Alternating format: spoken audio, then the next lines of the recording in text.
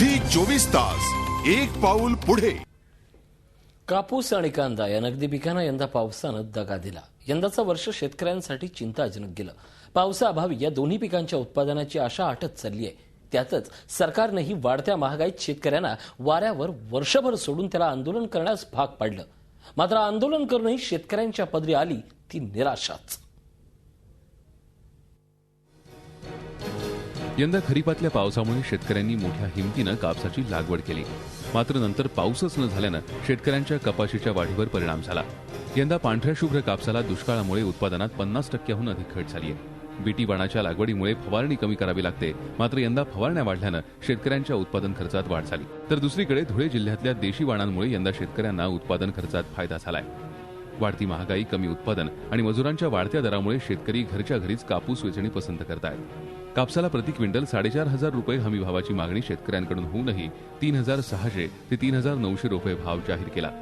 केंद्रानं कापसाला 20% हमी भाव वाढवून द्यावा किंवा राज्य शासनानं 20% बोनस द्यावा या मागणीवर ठाम असून येत्या काळात शेतकरी एकजुटीनं अशी आंदोलनं पुन्हा उभारणार असल्याचं सांगितलं जात आहे।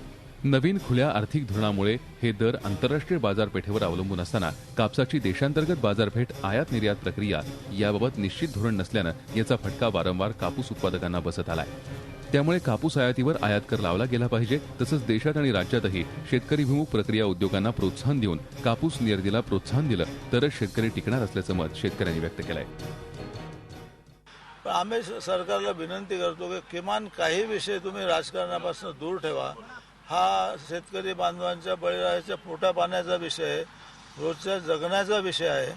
अशा बाबतीत तरी तुम्ही राजकारण करू नका। कांद्याला हमी भाव नाही, कांद्याचा भाव तिथून पुढे सरकत नाही आणि सरकार त्याच्यावरती काहीच बोलायला तयार नाही। कापसाबरोबरच कांद्याच्या दरवाढीबाबत यंदा शेतकऱ्यांना वर्षातून अनेक आंदोलनं करावी लागली। वर्षाच्या सुरुवातीपासूनच कांद्यानं दुष्काळाच्या झळा सोसल्या असल्या तरी शेतकऱ्यांनी कमी पाण्यात आधुनिक सिंचनामुळे चांगलं उत्पादन घेतलं। मात्र कांद्याला दर मिळालाच नाही। उन्हाळ कांद्याची साठवण करूनही शेतकऱ्यांनी जुलै अखेरपर्यंत चांगले दर मिळालेच नाहीत। शेवटी शेतकऱ्यांनी कांदा खराब होण्याआधीच मार्केटमध्ये विकला। त्यामुळे शेवटपर्यंत उत्पादन आणि साठवणूक खर्च भरून निघेल असा दर शेतकऱ्यांना मिळालाच नाही। कांद्याची ससे होलपट ही वर्षाअखेरपर्यंत चालूच होती। मजूर टंचाई, कृषी निविष्ठांच्या वाढत्या किमती, व्यापाऱ्यांची खेळी आणि राज्यकर्त्यांच्या दुर्लक्षामुळे शेतकऱ्यांना कांदा यंदाही साधलाच नाही। चक्का जाम करण्यात आले, मात्र शेतकऱ्यांना न्याय मिळालाच नाही। झी 24 तास एक पाऊल पुढे।